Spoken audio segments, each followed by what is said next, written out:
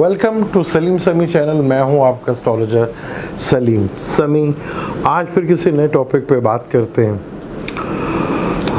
आज का टॉपिक बड़ा तकलीफ दे। 57 मुल्कों की बेबसी, अपने से 10 गुना छोटे मुल्क के आगे ये 57 मुल्क अपने फ़लस्तीन के जो मुसलमान हैं उनके लिए कुछ भी नहीं कर सकते।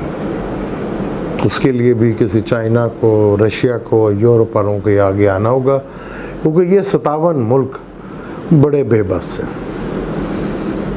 बहुत बेबस हैं। कईयों के पास फ़ौजी ताकत बहुत ज़्यादा है और कईयों के पास पैसा बहुत ज़्यादा है, लेकिन उसके बावजूद अपने से 10 गुना छोटे मुल्क के आगे ये बेबस है।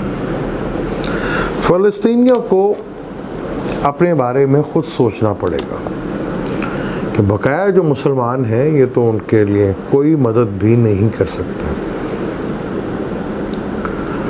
अपने बारे में खुद ही सोचना पड़ेगा, क्योंकि जहाँ यरूशलेम बैतुल मुक़द्दस है और वहाँ 3 जो रिलीजन है उनके लिए बड़ा इम्पोर्टेंट है। और हैरत की बात है कि 2 रिलीजन तो बहुत लड़ते हैं, यहूदी और मुसलमान। कभी ईसाई को लड़ते हुए नहीं देखा वहाँ पर। इस चीज़ की आज तक समझ नहीं आई।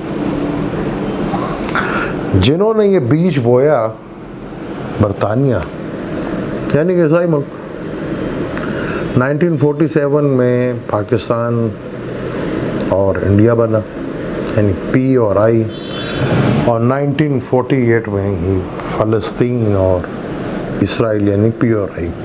ऐसा दोनों मुल्कों में बीज बो के गए जो 70-73 साल हो गए, वो बीज आज तक नहीं हुआ। फ़लस्तीन कभी इतना बड़ा हुआ करता था, सिमट के इतना सा रह गया, वो भी जगह अब उनके हाथों से जाती हुई नजर आ रही है। हालांकि ऐसा नहीं है कि कभी वहाँ पीस हुआ नहीं था, पीस हुआ था।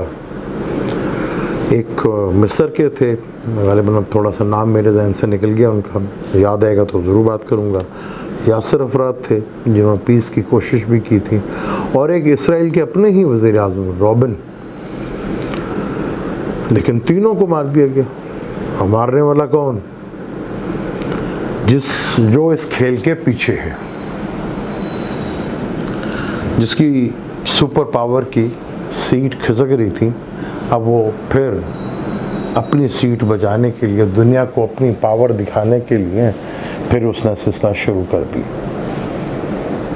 क्योंकि उसका बड़ा इंटरेस्ट है वहाँ पर कि यहाँ अगर पीस आ गया और ये ख़त्ता अगर चाइना की तरफ चला गया, रशिया की तरफ चला गया, तो जो उसकी कमाई है वो तो ख़त्म हो जाएगी। रशिया, क्योंकि रशिया का असला बिकता नहीं है, तो तेल पे बहुत ज़्यादा इंसार है। तो तेल अगर वहाँ हालात ठीक रहे अरब में, तो फिर रशिया का तेल भी बिकेगा अच्छे दामों में। तो इसी तरह प्रॉब्लम आ रही है, क्योंकि अगर वहाँ के हालात ठीक नहीं होते तो रशिया कभी भी फाइनेंशियली स्ट्रॉन्ग नहीं होगा, क्योंकि वो जो बैठा हुआ पीछे वो ये होने नहीं देगा। मुसलमान लड़ते हैं, यहूदी लड़ते हैं, हालांकि ईसाइयों के लिए भी उतनी ही इम्पोर्टेंट जगह है, लेकिन वो कभी भी नहीं लड़े। पीस, अमन, शांति। लेकिन 57 मुल्कों की बेबसी कि वो अपने भाइयों के लिए कुछ भी नहीं कर सकते। इवन को तो इतना भी नहीं कर सकते कि उनको अपने मुल्क में बुला के नेशनलिटी दें। आज तक किसी को नहीं मिली। किसी फ़लस्तीनी को कोई नेशनलिटी अगर कोई गलती से को मिल गई हो तो मैं कुछ कह नहीं सकता, लेकिन मेजॉरिटी में अभी तक नहीं मिली। तो इसराइल इसी तरह आगे बढ़ता जा रहा है, और हमास जो है वो बस शुरलियाँ छोड़ता रहता है, और 1000 शुरली छोड़ी, 2 शुरली चल गई तो चलो 6-7 आदमी मर गए, तो इधर 200-250 आदमी मर जाता है, उधर मरे तो 2-3 मरे, इधर मर गए 200-250 बंदे मर गए, और बहुत नहीं ज़मीन पे कब्ज़ा कर लेता है। अब वो अरबों ने, फ़लस्तीनियों ने ज़मीन तो बेची, जिसके पेपर उनके पास हैं। अब पेपर उनके पास है, ज़मीन बेची है, इसका सबूत है, सब कुछ है, वहाँ बेबस है। इसी तरह अगर हम तुर्की की बात करें आया सोफिया मस्जिद की, तो हमारे जो सुल्तान थे अल-फातह, उन्होंने भी तो पैसे दे के जगह ख़रीदी थी ना, तो वो मस्जिद बनी, तो फिर दोबारा वो म्यूज़ियम बन गया। लेकिन हालिया में जो तुर्की के सदर हैं, उन्होंने नहीं जी हमने तो पैसे दे के ख़रीदी हुई है, तो हम तो इसको मस्जिद बनाएंगे, मस्जिद बन गई।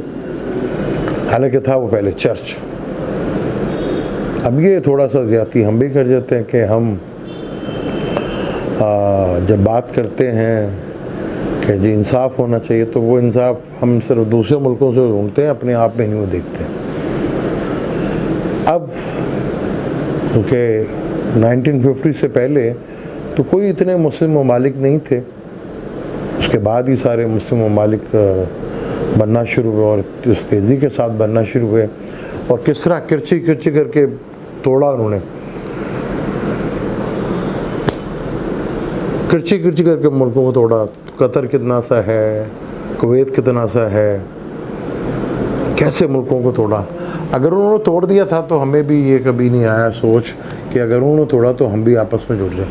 अगर हम आपस में जुड़ जाते, सारे एक जगह इकट्ठे हो जाते, तो क्या दुनिया हमें इस तरह कर सकती थी? कभी भी नहीं। चलें, कौमों की ज़िंदगी में 100 साल एज बहुत छोटी होती है, आज अभी तक हमें समझ नहीं आ रही, लेकिन आने वाले वक्तों में, आज तो शायद हम कुछ भी ना कर पाएँ फ़लस्तीन के बारे में, लेकिन आने वाले चंद सालों में, 20-25 सालों में आपको ये चीज़ नज़र आएगी कि कुछ मैच्योरिटी आ जाएगी कौमों में, तो थोड़ा आहिस्ता आहिस्ता वो स्ट्रॉन्ग होना शुरू हो जाएंगे। अभी तो नहीं है।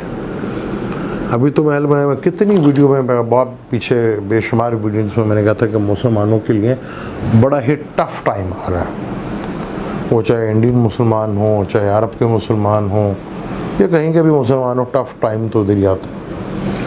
लेकिन ये हम भूल जाते हैं कि जुल्म तो यमन में भी हुआ मुसलमानों के साथ, और करने वाले भी अपने, उसके ख़िलाफ़ हमने कभी आवाज़ नहीं उठाई।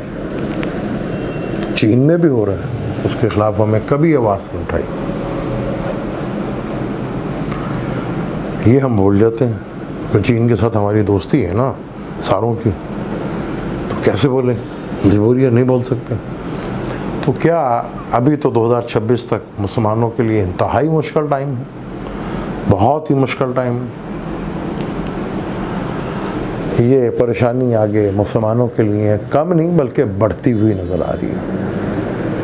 अल्लाह ताला हमें हदायत दे कि हम समझें और वापस हैं। अभी तक तो हम आपस में ही लगे हुए हैं कि जो जिसका रियासत का बन गया किंग, वो अब से अपनी रियासत पड़ी है, उम्मत जाती है भाड़ में तो भाड़ में जाए। लेकिन हमारी जो है ना कुर्सी वो जमीर है, लेकिन आज तक तो सबकी कुर्सियाँ खिसकती जा रही हैं।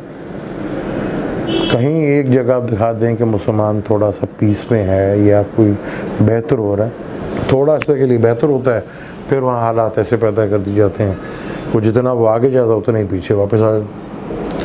तो ये इंतहाई मुश्किल टाइम है, मुश्किल तरीन टाइम है। अल्लाह ताला हदायत दे हमें और हम कुछ कर पाएँ, जो कि अभी बहुत मुश्किल है।